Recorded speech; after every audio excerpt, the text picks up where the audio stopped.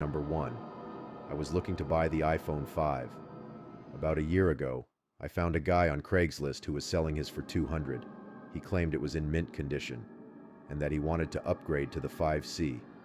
I didn't know much about how to go about testing a phone to make sure everything works, so I brought my little brother along who knew a lot more than I did. We met halfway at a Dunkin' Donuts parking lot at like 10 o'clock at night. Two large, intimidating guys stepped out of a black Honda Civic and walked over to us. One of the guys pulled out the phone and showed it to me. It didn't have a scratch on it. My brother took out my SIM card and popped it into this new phone. He did some testing and told me that it works. The guy then asked for 250, even though he originally asked for 200. I lied and told him I only brought 200, and he seemed a bit unhappy with this. I did have 250, but I didn't want to spend more than his original asking price.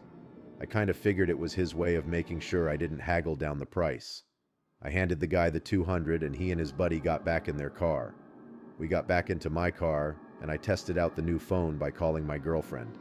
I sat testing things around for about 5 minutes. My brother commented on the fact that the two guys hadn't left yet either, but I didn't really care.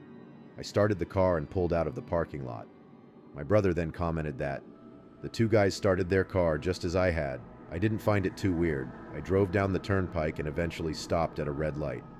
That's when I noticed the black Honda Civic pull up right behind us in my rear view mirror. I found that a bit weird since I was sure they came from the opposite direction. I continued my drive home.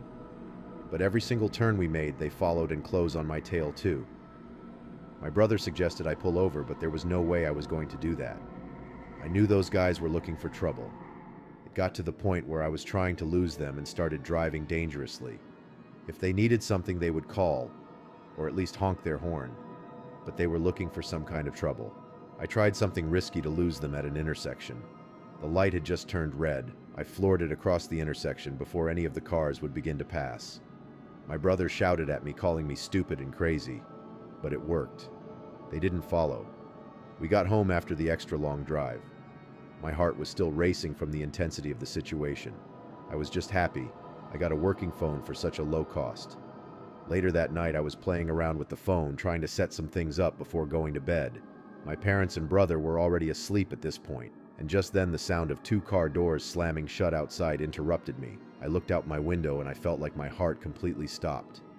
The black Honda Civic was parked across the street. I could only assume the two guys were already halfway to our front door. I immediately woke up my dad and explained everything as quickly as possible. He got up, grabbed a baseball bat, and crouched behind the front door. A loud knock came at the front door. My dad screamed at them to go away. One of the guys on the other side of the door claimed to have a gun and said that he would shoot the lock off of the door if he didn't open up. My dad told me to call Joe, our friend who lives 2 doors down, who happens to be a police officer. I called Joe and he said he would be right over and to stay hidden. Here's the part that still scares me to this day. There was the sound of a silenced shot of a pistol. I peeked over and saw a bullet hole in the door, inches away from my dad's head. My dad ran away from the door, and we all listened. We heard Joe outside yelling at them to drop their weapons. My dad went outside to help when they lowered their guns. Joe arrested the two. I have to say this was the scariest day of my life, but it was also the best I had ever felt in my entire life. You